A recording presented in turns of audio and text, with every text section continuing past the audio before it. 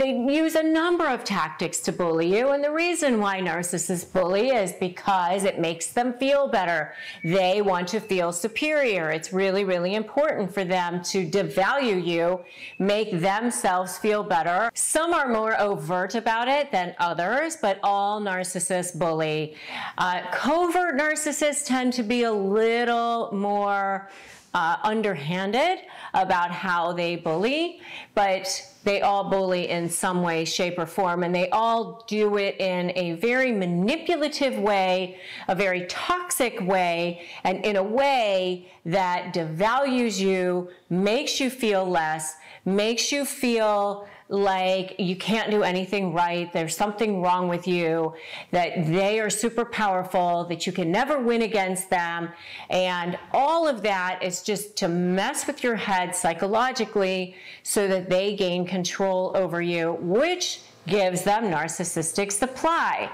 And I have had to deal with a couple of narcissists in my life, as I've talked about, and so I understand this, and they were able to even do it to me after I'd long been a very successful attorney. So if it could happen to me, it can happen to anyone, so I don't want you to feel bad about that. Don't beat yourself up over it. It's just a matter of undoing those neuronal patterns that they created in your brain. But it is so easy, it's so possible, it is, you know, it really is actually so much more possible than what you think, because narcissists, the not so secret are actually the most scared little people on the planet. They do not want you to know that. It truly is like the Wizard of Oz, where they build this whole Oz thing that looks so amazing and so powerful and it's so scary. But they really are that little scared, feeble man behind the curtain that really is what is actually lurking in there. You just have to understand that. But so when you see these emotional bullying tactics, what I want you to do is be able to see them for what they are and go, oh, okay, I understand what's going on here. And start to see it as a third party. Start to see it almost as an observer and understand that that's what's happening, and just notice it, see it for what it is, but not take it on. Almost be, you know, like, whether you're a man or a woman, almost be like Wonder Woman with those bracelets, and, you know, they're coming at you, but you're just, you know, repelling them. So one of the ways that they do it is through gaslighting. And gaslighting is a tactic they use to make you think that you're crazy. You know, me and the boys are going away for the weekend. Oh, when did you decide you were doing that? Oh, we talked about it and you agreed. And you think, oh, I don't remember having that conversation. You know you never had that conversation, but that's what they do. They say, or they'll have a conversation with you about money, and they say that they're going to take care of paying a bill.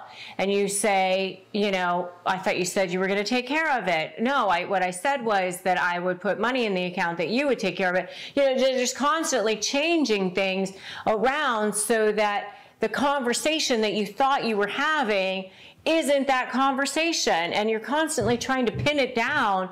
No, this is what you said. And even if you show them an email or show them a text and say, no, you said this. This is what you said. Oh, but that's you know that that's not what that said. You know what I was referring to. I was referring to something else. And so you're constantly, you know, in this mind game with them, and it actually makes you feel devalued, because you start to question your own reality, and years of that can make you think that you're crazy. And I have a whole video on gaslighting tactics that narcissists use, and so if you want to know more about gaslighting tactics, definitely check out my video on gaslighting tactics. Another thing that narcissists do is they project. You know, if you try to call them out on their behavior, they try to say, no, it was somebody else. It was somebody else's fault, somebody else's responsibility. Somebody else screwed up. It was not me. It was you, or it was some other person that was involved in somehow. And so they emotionally bully you that way, because they project and say it was you. Another thing that they do is play the victim. I can't believe that you're doing this to me. I can't believe that this is what you're saying after all I've done for you. I can't believe how you're attacking me. I don't like your tone. And so suddenly, you know, whatever it was that you were feeling, even if you just say, when you said that, it hurt my feelings. Somehow that becomes an attack on them. I can't believe that you would put it that way. I can't believe you would bring that up now. And it becomes this psychological game again, where now they're the victim and it becomes all about them and your feelings or however, whatever it was that you wanted to bring up don't matter. And once again, you feel devalued. So what happens if they feel this happening is they might go silent, do the silent treatment, they might withhold sex, they might just start insulting you, they might devalue you, they might just explode. And that's another form of emotional bullying, is just exploding on you, having their narcissistic rage come flying out so that now you're afraid of what they're going to do. And they might start threatening things like, I'm going to call the police, or I'm going to file for divorce, or I'm going to tell everybody that you're so terrible, or whatever it is. These threats start flying around. And so, you know, they want you to be scared. They want you to start begging them. Oh, please don't do that. Please don't call the police. Please don't file for divorce. Let's not do that to the children. Please don't scream and yell. I'll do whatever you want. Just stop that. Or they might start crying. That's another form of emotional bullying that they have, is like they start to cry and play this massive victim so that you're now having to deal with that. And so what happens over the long haul is that you feel like you're walking on eggshells. And if you feel right now that you're walking on eggshells, I want to see in the comments, walking on eggshells. Because, and that's a good book, by the way, if any of you haven't checked out that book. There is a good book called Walking on Eggshells, and we'll make sure that we drop a link to that below. And it's all about what life is like when you're dealing with somebody who is, you know, afflicted with either narcissistic personality disorder or some other personality disorder that constantly makes you feel like you have no idea who you're going to be dealing with, what you're going to be dealing with, and that emotional bullying over time just causes this trauma. And you know, one of the people in my SLAY program actually referred to it as scrambled eggs for brains, because you just feel like you're constantly, you know, in this toxic stew, and you don't know what's going on, and you're afraid. And I've had so many people come into my office on the first meeting and say, you know, you have to be strong because he's going to, you know, do all these things, and it's very intimidating, and he's super charming, or she's super charming, or she will be able to fake out everybody and the other lawyer, and nobody's going to believe me because the other person is so good at what they do. And I want you to know that a lot of that is really just what they have trained you to believe. They want you to think that they're so powerful, that everyone else is lined up against you, and that you have no say in this matter. That's what they want you to believe. But I'm here to tell you that you can turn this around. You can shift that dynamic. You can make changes, and baby steps will get you to right the ship so that you finally feel like you're on the offensive for a change and not constantly on the defensive, dealing with this emotional bullying that you've been living with. And narcissists really are actually very scared little creatures. Inside, there's this little thing that lives inside of them that's really super scared, and everything that they do is to build a big house around that, build this big fortress around that, so that everyone else thinks that they're so powerful and so scary and so intimidating, because that feeds their incessant need for narcissistic supply. Diving into a topic that we've maybe dealt with since we were kids, sometimes on a playground, sometimes at school, on the school bus, at the bus stop. But hey, it doesn't stop there. You know, you thought you were going to leave it behind, but no, here we are in the grown-up world, and we're still dealing with it. And in this video, we're going to talk about how we still deal with it at work, in the workplace. I'm so happy that I don't have to deal with this now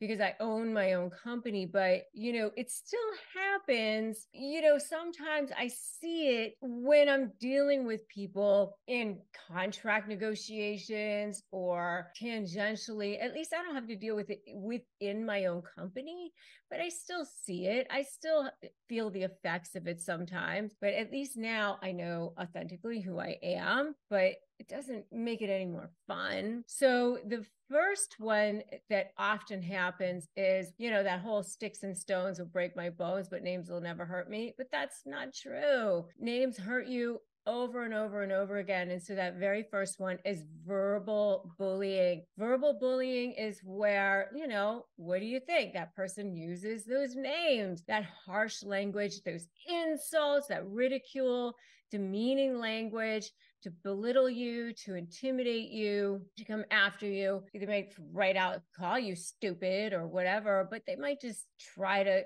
cut you down in some way. Their goal is to undermine you, to undermine your confidence. And it could be your boss. It could be a coworker. It could be a colleague. It could be even somebody underneath you, you know, as far as a subordinate, but it still doesn't make it any less hurtful. You know, even if it's a subordinate to you, it doesn't make it any less hurtful, right? Impact of verbal bullying can be long lasting, and it can lead to decreased productivity. It can lead to increased stress levels, certainly damage your self-esteem. And, you know, this is a person who's constantly criticizing people, somebody who says, you know, I don't like your idea. They're constantly shooting down other people's ideas or contributions during meetings. It can be somebody who uses derogatory language or insults, you know, maybe while they're working. It could be somebody who publicly humiliates the target, like right out, maybe while you're having lunch or during a meeting or during a call. Sarcastic comments are the same thing. Something that's disguised as a joke, that's the same thing. Oh, don't give it to so-and-so. He'll never get it done on time. You know, that's a sarcastic comment that can also be hurtful. You know, engaging in name calling, that can also be hurtful. Offensive language can be something that other coworkers don't necessarily like too. Shouting to assert your authority, yelling at somebody. I've seen people say, this is the worst piece of crap I've ever seen. What the hell is this? Did you think that you were actually going to accomplish something by doing this? You know, something like that. That's verbal bullying. Instilling fear in somebody, get this done, or your job is on the line. You know, that is verbal bullying as well. It's not fun if you're dealing with somebody like that. I do have phrases for disarming narcissists that you are certainly welcome to grab. I would definitely highly encourage you that you get them. They're free. Go to disarmthenarc.com to get them, disarmthenarc.com, and use them to help you to disarm people who you're dealing with like this, so that you can interact with them hopefully in a more positive way and make it better for yourself. The next one is the passive aggressive bully. Personally, I cannot stand dealing with these people.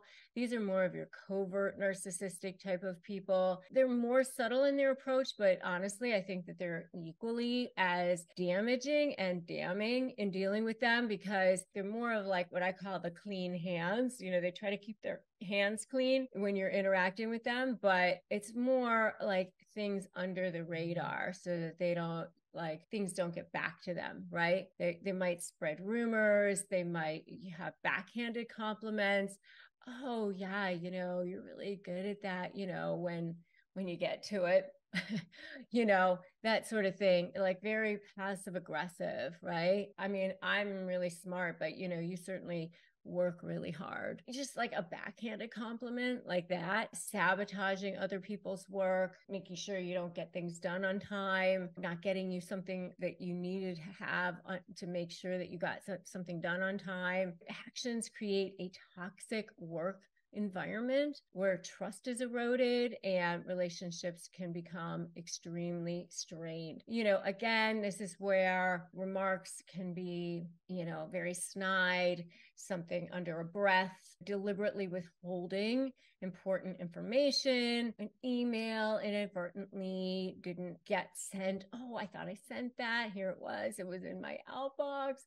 I thought it was sent. Oh, I don't know how that happened. Resources didn't make it when they were supposed to. Covert narcissists, they often couch their rumors in the form of care, just condescending, backhanded compliments to make others feel inadequate. If you're dealing with somebody like that, you're certainly going to need support. I have a free private Facebook group that I highly recommend that you join, Narcissist Negotiators with Rebecca Zung. A lot of activity going on in there with people supporting each other. Definitely join that and get therapy if you need therapy. If you don't have access to good therapy, we have a sponsor here on this channel, which is BetterHelp, and you can go to betterhelp.com/Rebecca Zung for online therapy. It is a sponsor here, so if you sign up, we receive commissions. It doesn't cost you any extra. We just want you to have access to good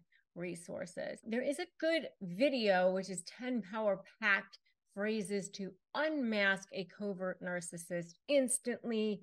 I definitely recommend that you check that out also. The next type of bully is the manipulative bully, more of a covert narcissistic type of bully. This individual employs manipulation and cunning tactics to gain power and control over their targets. So this is a person who uses like gaslighting techniques or manipulation, like they manipulate facts to confuse or undermine their victims. So they manipulate situations to get people to pit people against each other.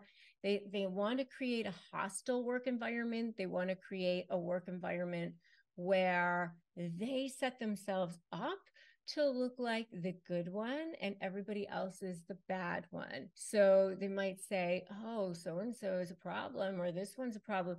And they make it seem like everybody else is maybe talking about each other. So they get people to be mad at each other, but they're the good ones. Or they might take credit for somebody else's work to the boss, and they don't give proper recognition to whoever should have gotten recognition. They just use manipulative tactics to create conflicts.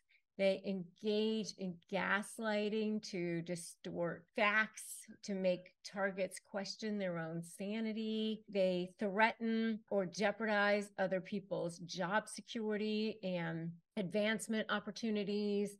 They fake kindness or empathy just to manipulate into other people into doing things for them. They're just, not good people in general. So that is the third kind of bully. The fourth kind of bully, the last kind of bully that we're going to take a look at for this particular video, is what we call the cyber bully. Of course, in this day and age, we're going to look at cyberbullying, right? So this is the digital kind of bully, the bully who sits behind their computer, hides behind that screen, and uses online platforms to harass people, to intimidate people, to threaten their victims, and engages in online humiliation, spreading false information, trying to intimidate people in a way that, they can remain anonymous. Of course, it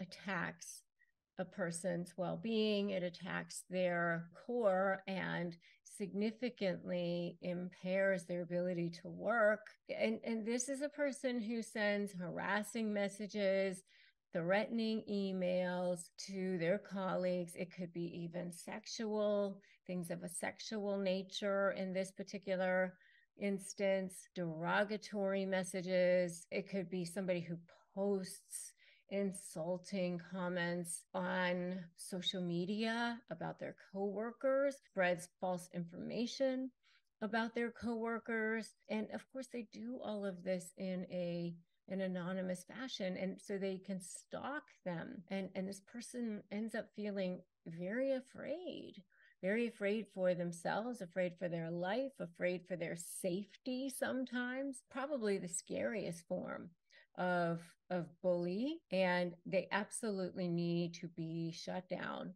So I want you to put that in the comments right now. Shut them down. Shut them down. So those are the 4 types of workplace bullies that I'm going to talk about in this particular video. 8 shocking signs that you are the victim of a hidden workplace bully, and you won't believe number 6. So make sure that you stay all the way till the end as well. Shedding light on this critical topic, workplace bullying. Remember that you're not alone. This goes on probably in almost every workplace. So let's dive into 8 telltale signs that you are a target of workplace bullying abuse. Number 1 is constant criticism. Constant criticism. Workplace bullies often resort to unfair and unwarranted criticism directed at their targets. So if you find yourself continuously receiving negative feedback for tasks that you've performed that you know you've done a good job on, you know you've performed well, you know you've done everything that you were supposed to do, or you've even maybe gone above and beyond things that you were supposed to do, or the criticism that you're receiving is really disproportionate to the situation, it really could be a red flag. Remember, constructive feedback is one thing. That's essential for growth, but targeted and excessive criticism could be a sign of potential bullying. So here's an example. You've completed a project that received positive feedback from your team, but your supervisor is consistently finding minor faults and undermines your achievements during performance reviews. That could be a red flag. Or your coworker repeatedly points out insignificant errors in your reports, even though they're well within acceptable standards, making you feel like you could never do anything right. Those are 2 examples of constant criticism. That's the first one. Second one is exclusion and isolation. This is something that you'll often see with covert narcissists. This is one where they, especially with covert narcissists, they play the part of being the wonderful one, the kind one, but then they will just exclude you from certain activities. And a lot of times they make it seem like it's inadvertent. Bullies often use isolation as a tactic to exert control over their targets. If you notice yourself being deliberately left out of meetings, deliberately left out of decisions, deliberately left out of team gatherings. And a lot of times they make it seem like it's inadvertent. I thought I put you on that email chain. How come I thought you were on that? I thought you were on that text chain. I thought you were on that message. It's crucial to pay attention to this kind of pattern. Being excluded from essential meetings, essential workplace gatherings can be emotionally draining.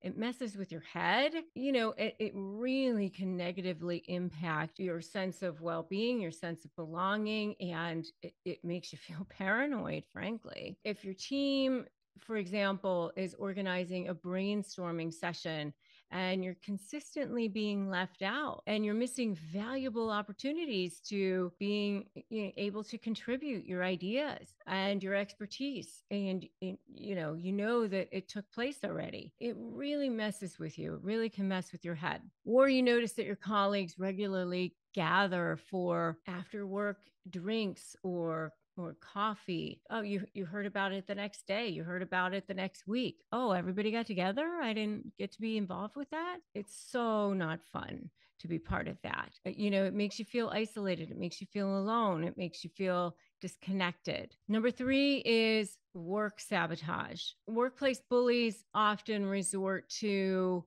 tactics aimed at hindering your ability to perform your job effectively. So this could involve withholding crucial information, setting unreasonable deadlines, or overwhelming you with an unmanageable workload.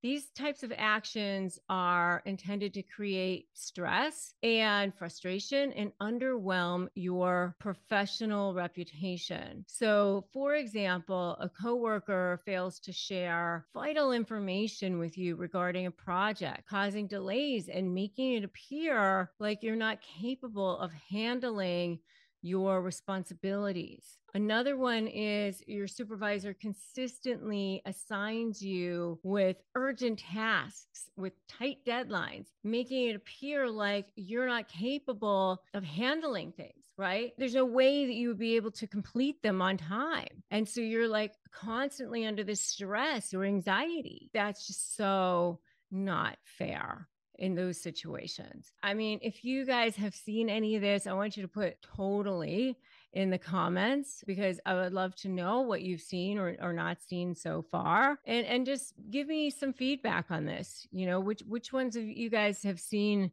of these so far? And if you're trying to negotiate with anybody in a situation like this, make sure you grab my free negotiation book, which is a free ebook, in which you can get at winmynegotiation.com. The number 4 sign that you're being targeted in a workplace is verbal or physical abuse. Yes, physical abuse can happen. Certainly that's not fun when you're the target of blatant aggression, but it can happen.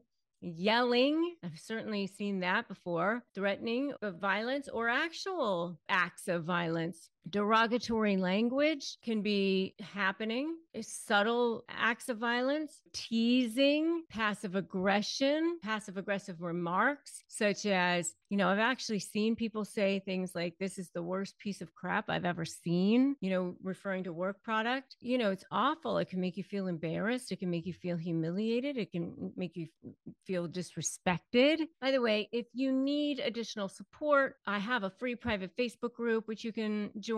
It's Narcissist Negotiators with Rebecca Zung. If you need therapy and you don't have access to therapy, we have a sponsor on this channel. It's BetterHelp. You can go to betterhelp.com/Rebecca Zung to access that. It is a sponsor for us, so we receive commissions on that. It doesn't cost you any extra. We just want you to have access to help and support that you can trust. So number 5 is spreading rumors or gossip. That is horrible when that happens. A smear campaign, especially when people are saying things that are just blatantly not true, spreading things about you, like that you're not good at your job, or that you're, maybe slutty, or you're a drinker, or that you're on drugs or something like that. Spreading false rumors or malicious gossip about you can be a form of emotional manipulation. It can have severe consequences about you and, or about your personal life or your professional life. So, examples of that can be that, that you're seeking a promotion with unethical means. It can damage your credibility. It can hinder your chances of advancing your career. It's very, very damaging. Another one could be spreading false details about your personal life, leading others to view you differently and causing unnecessary stress or humiliation. They can be saying that, you cheat on your spouse or whatever it is. I do have a video on how to shut down a narcissist smear campaign. I highly recommend that you check that out if you need to. Number 6 is unreasonable work expectations. This is so stressful sometimes. If you find yourself suddenly burdened with an overwhelming workload or unreasonable deadlines, it might be a tactic to set you up for failure, especially if you have a bullying boss, right? Being constantly overwhelmed can lead to burnout. It can lead to negatively affecting your mental or physical health. Your supervisor, for example, can assign you multiple projects with very tight deadlines, making it impossible for you to produce high quality work within the given time frame. Another example might be a manager increasing your workload significantly without providing additional resources or support, leaving you feeling overwhelmed and unable to meet the increase in demands. All right. So that's number 6. Number 7, this is a big time one, especially with covert narcissists, but definitely grandiose as well. And that is not giving you credit for your work or taking credit for your work, right? So not receiving you due credit, your accomplishments may be overlooked and downplayed or even claimed by the bully, leaving you feeling undervalued, underappreciated. And this behavior is aimed at diminishing your confidence and sense of achievement. So, for example, you contribute extensively to a successful project, but your coworker takes all the credit during the presentation. So not fun. The next one is your supervisor presents your innovative solution as, their own idea, and your efforts or hard work are completely disregarded. The last one, number 8, is, feeling stressed, anxious, depressed. This is where workplace bullying really takes a toll on your emotional well-being. It leads to symptoms of stress, anxiety, even depression. And it's essential to recognize that these emotional responses takes additional steps to start addressing the root cause. All right. So this is where you start to really dread going to work. If you start to notice this, and you know that you really start looking at what's going on there, you're going to have to start facing that constant belittlement, that what's happening, and realizing that this is something that is real. If you're knowing that constant belittlement, the negativity from your coworkers or your supervisors happening, you know that workplace bullying is something that's real. If you find yourself constantly anxious about the interactions with certain colleagues, or fearing their criticism or hurtful comments, it's time to do something about it.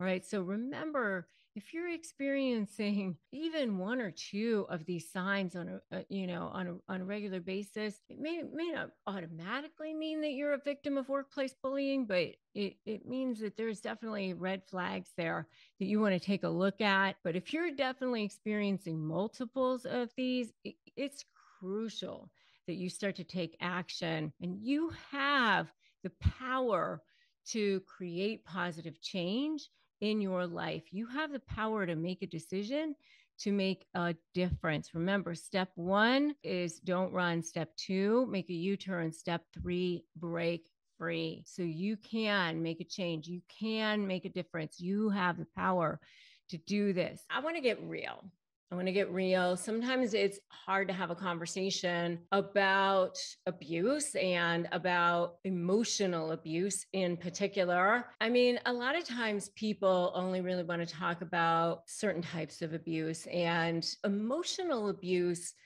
especially when you are in a toxic situation. I've practiced law for a long time, and they talk about no fault divorce, and people like fault doesn't matter and all that sort of thing. And first of all, I want to dispel a myth, because a lot of times people think, well, no fault divorce means fault never matters. And that is definitely a myth, because no fault just means that you don't have to prove fault in order to get a divorce. Like years ago, you had to prove fault in order to get a divorce. No fault means is you just don't have to prove fault in order to get a divorce. Years ago, you had to have certain grounds like abandonment or something like that. Now you just have to say irretrievably broken or whatever. But it doesn't mean fault never matters. Fault can come into play for sure. There are times that fault can come into play. Now, emotional abuse is a little bit more tricky, though, because it is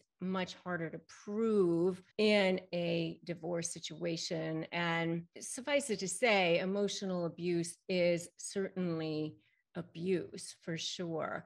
And there are times that you can weave it into a case, especially if you can look at it in terms of a custody statute or something like that. We will make sure that we put the domestic violence hotline below for any of you guys. I want to make sure that all of you guys have access to that number, and please make sure you take advantage of using it if you think that you are in an abusive situation, okay? So what the domestic violence hotline says is, maybe in an emotionally or verbally abusive relationship, if your partner attempts to exert control by, number one, calling you names, insulting you, or constantly criticizing you. So that is emotional abuse, number one. Number two is acting jealous, possessive, or refusing to trust you. So that is another way that you can be considered to be in a emotionally or verbally abusive relationship. Okay. Especially if somebody is constantly accusing you of doing things just for no reason whatsoever. And I remember one time I had this client, she almost literally looked like a nun. She was this older woman who would wear these cardigan sweaters, like buttoned up to her neck. And she had this short gray hair, and she would not wear any makeup. And her husband was this Middle Eastern physician who had been very, very successful, but she was so sweet and prim and proper. Literally, if she just, spoke to another male, because the other male would say hello to her in an elevator or something, he would accuse her of having an affair with this other male. I mean, he was so paranoid and so ridiculously, insanely jealous. That was so emotionally abusive. So acting jealous like that in a way that's just not rational can be very, very emotionally abusive to you. Okay. The next one is isolating you from family or friends or other people in your life. You're not allowed to make phone calls at a certain time, or you're not allowed to go see people at a certain time. I remember knowing somebody one time where the husband would actually take note of how many miles were on the car and wouldn't let her drive. That's so emotionally abusive. That's the next one. The next one is monitoring your activities with or without your knowledge, including demanding to know where you go, who you're in contact with, how you spend your time, constantly monitoring you, putting a GPS on your car, things like that. Why do they need to do that? Constantly controlling you, knowing where you are. The next one, attempting to control what you wear, including clothes, makeup, or hairstyles. I remember having a client one time where she had been married to a malignant narcissist, and she talked about when they finally got back together, she had left him. And then when she got back together with him and she thought he had changed, and they were going to therapy, and they were getting ready to go to dinner one night, and under her breath, he said something about, oh, lipstick. Made a comment about the fact that she was wearing lipstick. Like that was so bad. The fact that she was wearing lipstick at all, somehow she was supposed to feel like bad about that in some way, like she was some sort of, slut or something. The fact that she had lipstick on, that's another one. The next one is humiliating you in any way, especially in front of others. Just horrible. Any kind of humiliation in front of others is bad. Nothing more needs to be even said about that. Next one is gaslighting you by pretending not to understand or refusing to listen to you, questioning your recollection of facts, events, or sources, trivializing your need if you have feelings, or denying your previous statements. Anytime somebody says, if you feel like you have needs and you're saying, this is the way you feel, and they say, that's not the way you feel, or if they're saying, oh, that's ridiculous, or that's not what you're seeing, or anytime somebody is making you feel like you're crazy, that's gaslighting. Refusing to listen to you, that's gaslighting. Making jokes about you that are hurtful, and then saying that you can't take a joke, your butt is fat or whatever. Oh, you can't take a joke. Those kinds of things are hurtful. You see a text message exchange between your significant other and somebody of the opposite sex, and it looks suggestive, and you ask them about it, and they say, oh, you're reading too much into it. You're probably not, that sort of thing. So that's gaslighting. Next one is threatening you, your children, your family, or your pets with or without weapons. Any kind of threatening, if you do this, this is going to happen. You better stop it. Where you feel in fear, you're worried for your safety, you're worried that something's going to happen. Never okay. Absolutely never okay. Damaging your belongings, including throwing objects, punching walls, kicking doors. Never okay. If your property gets destroyed, things get broken, that's just absolutely never okay. Blaming you for abusive behavior, again, never okay. I go back to Maya Angelou quote, which was always so perfect. When people show you who they are, believe them the first time.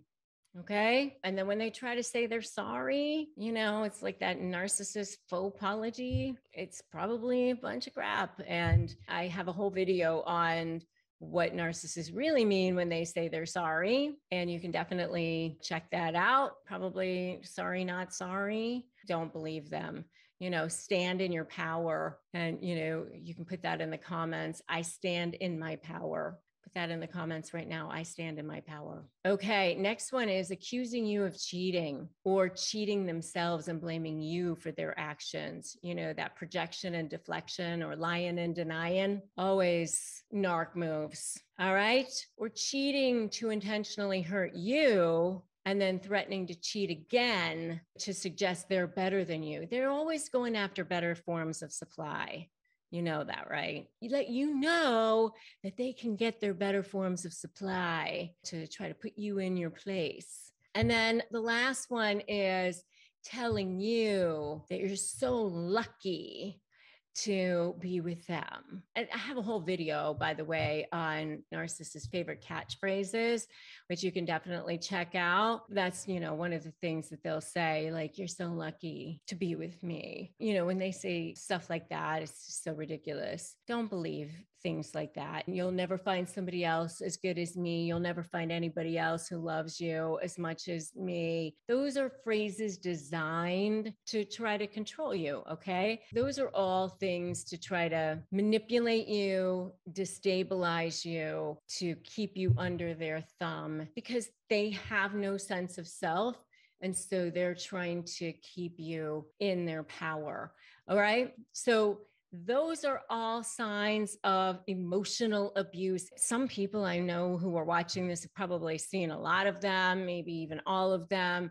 if that's you, for sure, definitely take advantage of calling that hotline. You are an expert in emotional control, and you wrote a whole book on it.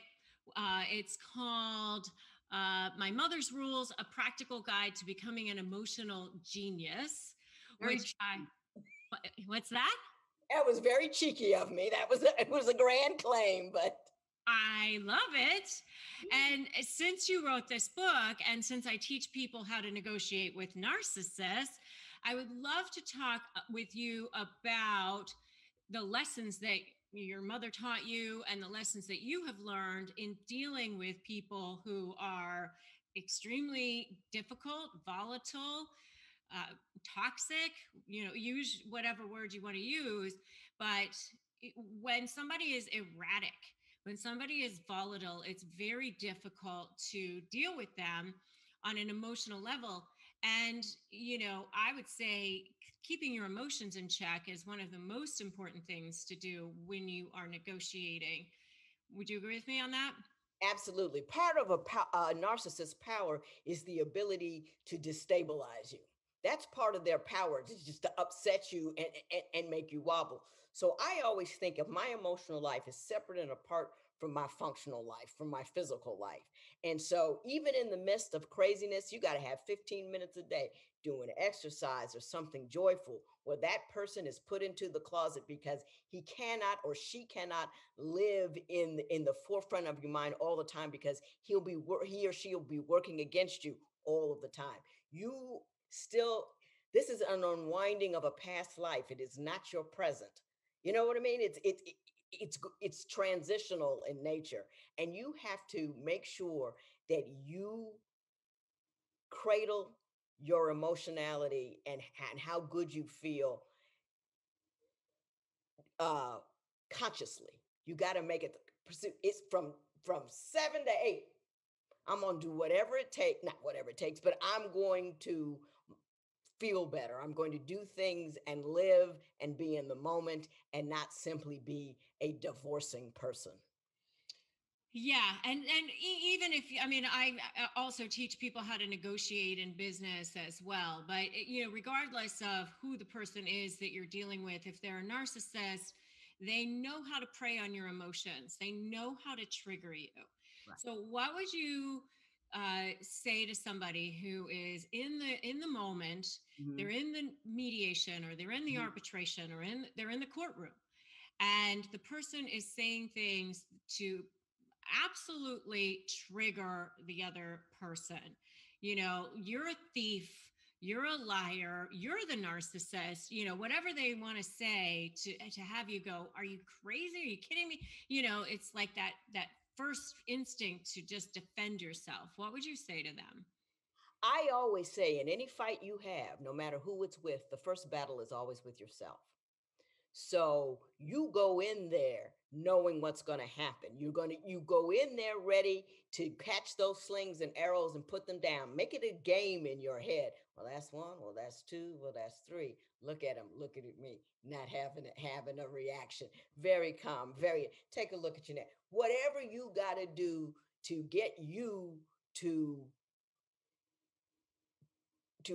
deliver an emotional response that'll freak them out, because they're not delivering, because you're not delivering to them what they expect. It's almost a game. Like, I take pleasure in not getting upset and excited with or to people that are trying to upset and excite me. It's fun. Ah, that's so great. I mean, I've often said, like, look at them like as if they're having a 2-year old having a tantrum on the floor. Like, you're not going to go get into it, right? But I like it even better that you're saying, like, have fun with it. Just, oh, there they go, there they go. Yeah, you know what, in the middle of issues or problems, somebody's trying to get to me. I always like, oh my God, that is the most beautiful bracelet. Like, what you think of me and what you're thinking is so irrelevant to me. I had time to look at your wardrobe, and I ain't scared of you. You're not frightened me. I'm not in battle with you, because I like your jewelry. And people like, and if you can send people off their game by being on your emotional game. And what if people just don't feel that way? What do you think about fake it till you make it? Absolutely. I lie to myself all the time. I'm not afraid of this. Every time before I get on a plane, I got to do a whole bunch of mental gymnastics. I'm like, I am afraid, but I'm just going to get my behind on it and go. So I've been faking it till I made it all my life. If you ask anybody who was raised around me, they were just like shocked at what I do because I was extraordinarily shy kid, just extraordinarily. So you can fake it till you make it, and then you won't. It'll actually become your reality. Yeah. Each time you face your fear and you do something that you were afraid of, you get a little bit more A little courageous. bit more, a little bit more, and eventually it doesn't bother you as much, and you can just do it. You have said that your mother was an emotional genius. Mhm. Tell me more about that. She was, and I think it was innate with her. And I think the only we used to when I was on the bench, that's when I realized how brilliant she was, because whenever I said anything that made a defendant like hang his head and say, wow, you know what, you got a point, it's because I've taken something that she's taught me, digested it, and reiterated it to him in a fashion that he could understand. And I used to talk, and my mother was very good at dealing with my father, who was bipolar. And I remember she told me a story when she was a little girl. Her mother had put her into an orphanage for Negro children back in the 30s during the Depression, and there was a little girl that used to play in the house next door, and mom used to think, oh, if I could just get out and play with that little girl, everything would be okay. And once she got out of the orphanage, she went running over to the little girl with her arms outstretched and said, little girl, and the little girl screamed and ran away. And mom said she stopped, looked around, she said, you know what, it ain't no better out here than it wasn't there, and kept it moving. And I just think that's how she has the ability to stop and assess how she felt about something. And if it's not borne out, she can put a period on it and do something else. And that's what she taught me. So, what happens if somebody is super like emotions have gotten red hot in a negotiation? You know, whether it's something your mother has taught you or something you would know. How would you advise somebody to start to calm that down and bring the temperature down a little bit? You can always excuse yourself from the table. I mean, and I did this not too long ago in another thing, but it's just I give voice to I can't speak right now. I'm upset. I actually give voice to it. Or I exit myself from the room, or I used to have all kinds of things that I would snap on my wrist, or things that I would read. It's going to be all right, or whatever it is. I used to have on my screensaver. Are you fixing, or are you worrying? There are a whole lot of dumb little things you can do to remind you that this is a moment of time and a piece of history, and you've got a beautiful long life ahead of you, and this is just something that we got to get through. I love that. And what about if somebody is just being extremely disrespectful to you right to your face in the middle of a conversation or a negotiation? What would you say to that? That was really unnecessary, and let it go. Because people will continue to engage in behavior if they know that behavior will agitate you, if that is in fact what they're trying to do. If it doesn't, it loses its fun. Yeah. And uh, what would you say is the best way for people to communicate as far as trial exhibits? I don't know. And the legal game has changed so much since I was in the trenches. I would, with technology and all, I would not venture a guess on that one. I'm going to leave that to you. I usually always say text message, email or court approved app like our family wizard or something Right, like that, right. or email, just because I think that they're the easiest for, as far as timestamps Mhm.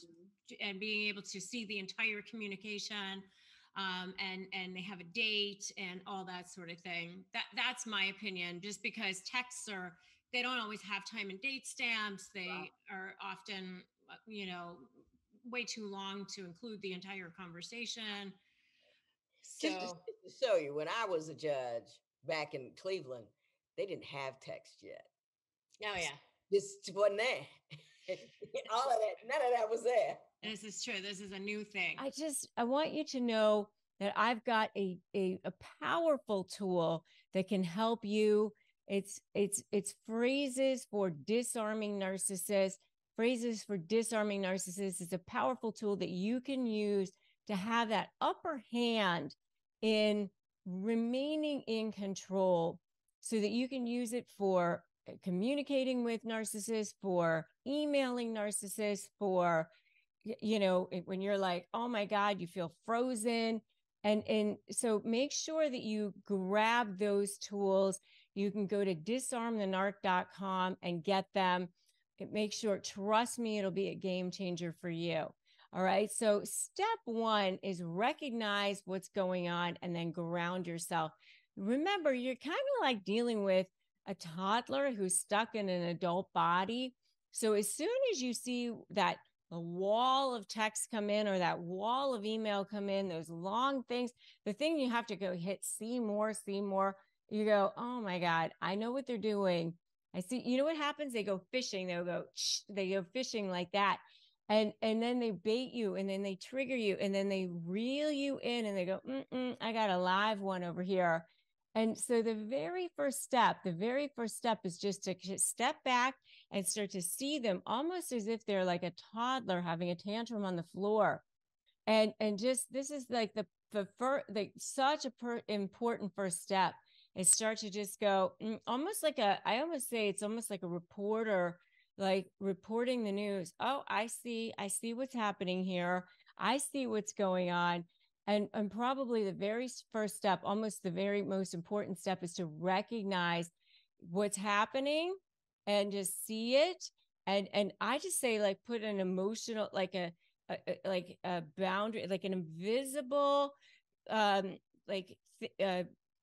you know, almost like Teflon coming down around you, like that invisible boundary coming down around you. And it just, you just start to be like, I see what's happening, and just start to recognize it and see them for who they are, and recognize that, you know, what they're trying to do to you.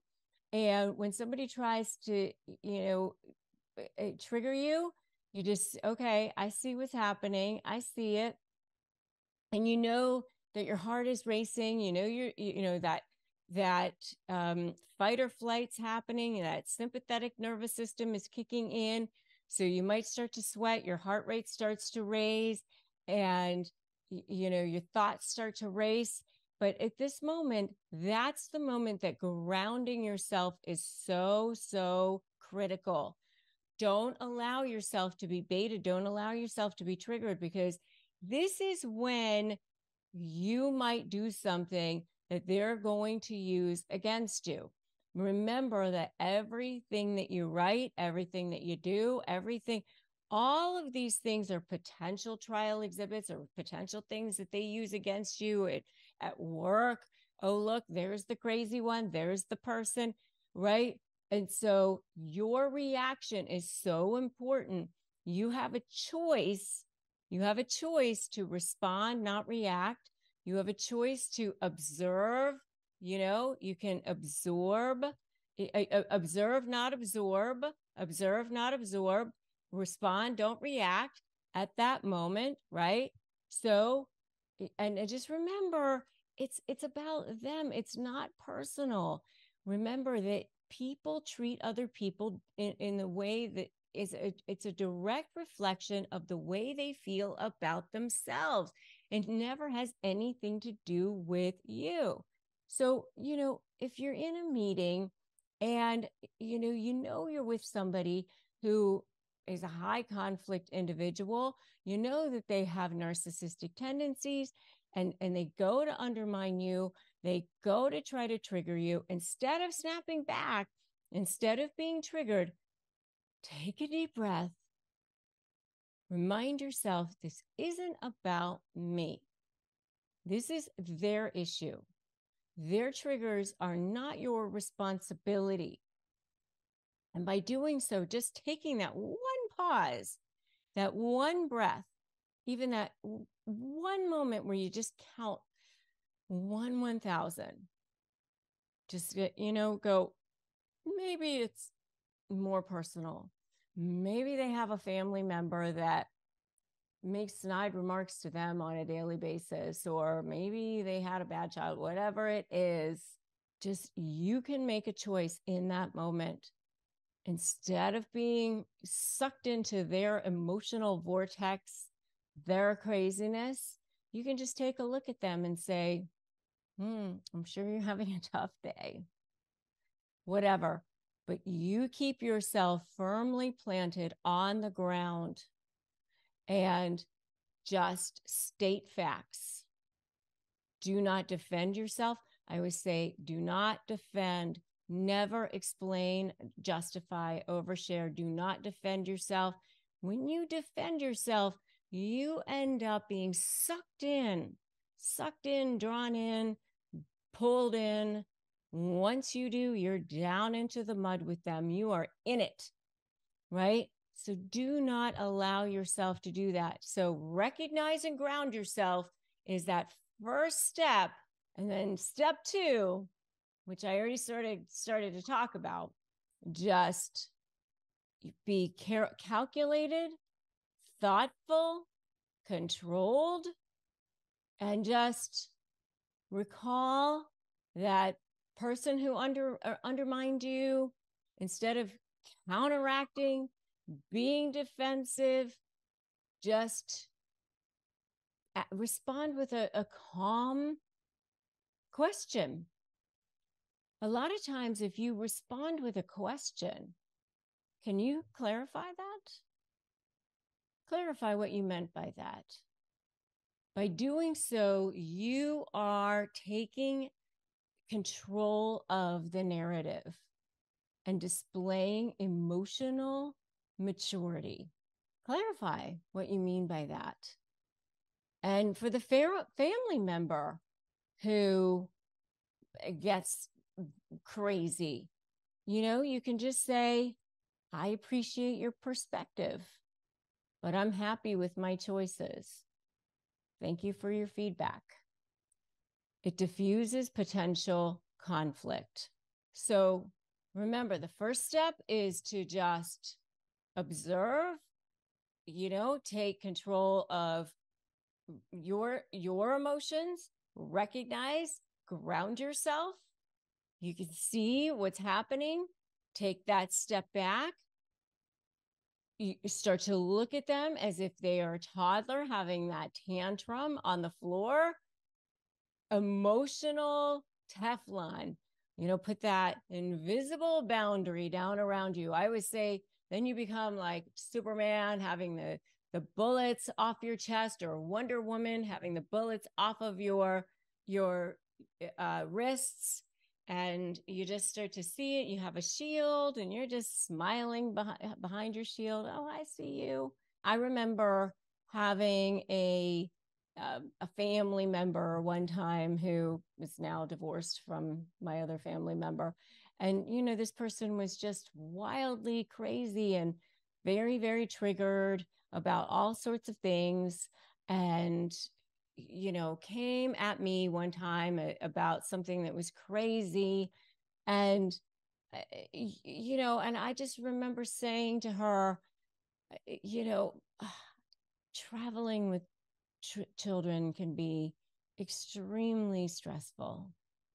I just remember like deflecting it back onto her. And this was long before I knew anything about narcissism or about any of this. But I just remember instinctively saying something like, I'm sure traveling with children can be extremely stressful.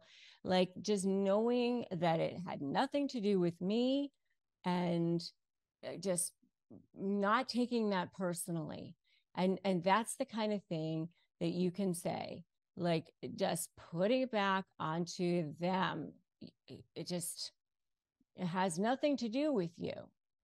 And just remaining very calm. And I remember when I said that to her, she just went back. She was so almost like stunned by that. It was almost like a deer with headlights. Like, oh my God.